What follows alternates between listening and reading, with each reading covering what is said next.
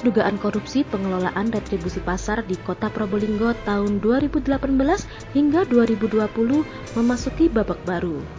Senin 14 Juni 2021, pelimpahan tahap 2 dari penyidik ke Jaksa Penuntutan Umum telah dilakukan. Berkasnya pun bakal segera dilimpahkan ke Pengadilan Tipikor untuk segera menyidangkan kasus itu. Dua tersangka juga nampak dalam proses pelimpahan itu, yakni mantan Kepala UPT Pasar Arif Bila dan stafnya Didik Joko Winarno. Keduanya berstatus pegawai negeri sipil di DKUPP Pemkot Probolinggo. Sebelum dilakukan pemeriksaan, kedua tersangka juga menjalani rapid antigen.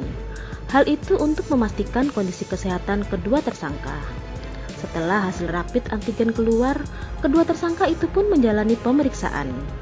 Dari hasil pemeriksaan itu, Kejari setempat menyatakan berkas kasus itu sudah lengkap dan tim jaksa tinggal menyiapkan dakwaan. Kedua tersangka pun diputuskan tetap ditahan. Kedua tersangka diduga melakukan perbuatan korupsi yang mengakibatkan kerugian keuangan negara sekitar 426 juta. Pak Kejari, untuk perkara dugaan korupsi retribusi ini kan sudah tahap 2. Mungkin seperti apa Pak tahapan dan prosesnya berikutnya Pak? Jadi setelah berkas dinyatakan lengkap oleh penuntut umum, maka langkah berikutnya adalah tahap 2 seperti yang dilakukan saat ini, yaitu penyerahan tersangka dan barang bukti. Setelah penyerahan tersangka dan barang bukti ini memasuki tahap penuntutan. Jadi kendali dan penanganannya ada di penuntut umum. Hingga dalam hal ini penuntut umum telah menerima tahap 2, maka kewajiban yang bersangkutan untuk menyiapkan kelengkapan berkas itu terkait dengan dakwaan dan sebagainya itu dan siap untuk dilimpahkan ke Pengadilan Tipikor.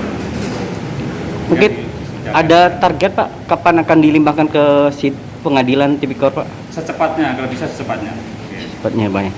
Terus yang kedua tadi ada pemeriksaan kesehatan sama rapid antigen, itu memang prosedurnya atau seperti apa Pak hasilnya? Memang prosedurnya seperti itu. Jadi ketika tahanan itu mau diperiksa maupun akan dimasukkan kembali ke rumah tahanan, maka harus ada dipersyaratkan adanya itu hasil tes antigen itu. Apa sebabnya begitu? Karena yang bersangkutan nanti kan di tahanan sana akan bertemu lagi dengan teman-temannya. Harus dipastikan ya bahwa yang bersangkutan itu bebas COVID, jangan sampai nanti dibawa ke sana malah ini timbul pemaparan terhadap kepada yang tahanan yang lainnya. Jadi itu memang dipersyaratkan keharusan harus di tes antigen itu.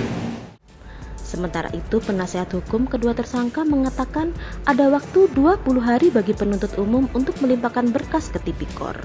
Untuk pelimpahan tahap 2 sendiri, mungkin apa yang tadi menjadi perhatian atau catatan dari pihak sendiri Pak? Oke, nah untuk penahanan ini kan berkasnya sudah dilimpahkan ke penuntut umum. Jadi Mas Arif juga sudah dikasih surat penahanan. Jadi ada penahanan dan waktu penahanan itu selama 20 hari. Jadi nanti selama 20 hari ini penuntut umum harus melimpahkan perkaranya ke Pengadilan Tipikor. Dan mungkin tadi waktu tahap 2 mungkin ada catatan tersendiri dari pihak atau semuanya sudah sesuai? Sudah semua sesuai, tadi dilihatkan juga list barang buktinya, semua sudah sesuai dengan bukti-bukti yang ada. Okay. Pak, tidak ada rencana untuk mengajukan penangguhan penahanan kembali atau seperti apa? Oh, itu masih dipikirkan, nanti kita bicarakan selanjutnya bersama keluarga dan tim pengacaranya. Dari Kanigaran, Kota Probolinggo, Arif Masudi melaporkan.